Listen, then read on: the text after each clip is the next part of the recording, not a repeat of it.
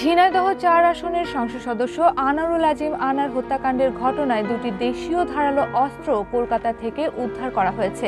তবে ১০ সেন্টিমিটার লম্বা ছুরি দুটি খুনে ব্যবহৃত হয়েছিল কিনা সেটা জানা যায়নি। ফরেনসিক প্রতিবেদন আসলেই জানা যাবে, এমন সব তথ্য সংবাদ মাধ্যমকে বুধবার জানিয়েছেন ভারতীয় গোয়েন্দারা।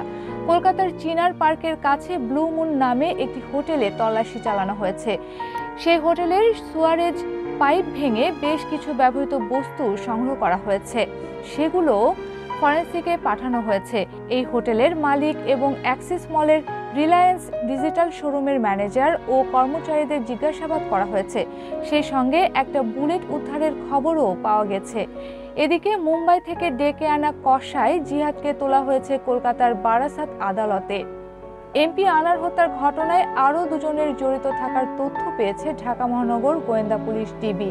তাদের একজন তাজ মোহাম্মদ খান ওরফে হাজি, অন্যজন জামাল হোসেন। দুজনেরই বাড়ি ঝিনাইদহের কোটচাঁদপুরে।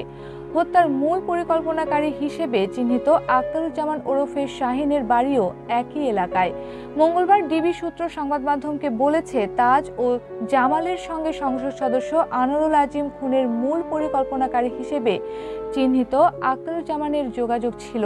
খুনের ঘটনায় সন্দেহভাজন যে 10 আসামির ব্যাংক হিসাবের তথ্য অনুসন্ধানের সিদ্ধান্ত নিয়েছে ডিবি, সেখানে তাদের নাম রয়েছে।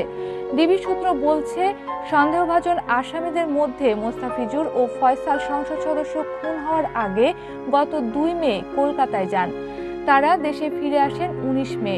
দুজনের বর্তমান অবস্থান এখন কোথায় সে বিষয়ে নিশ্চিত হওয়া যায়নি। দুজনের বাড়ি খুলনার ফুলতলায়। খুনের পরিকল্পনা বাস্তবায়নকারী হিসেবে চিহ্নিত শিমুল ভূঁইয়ার বাড়িও একই এলাকায়।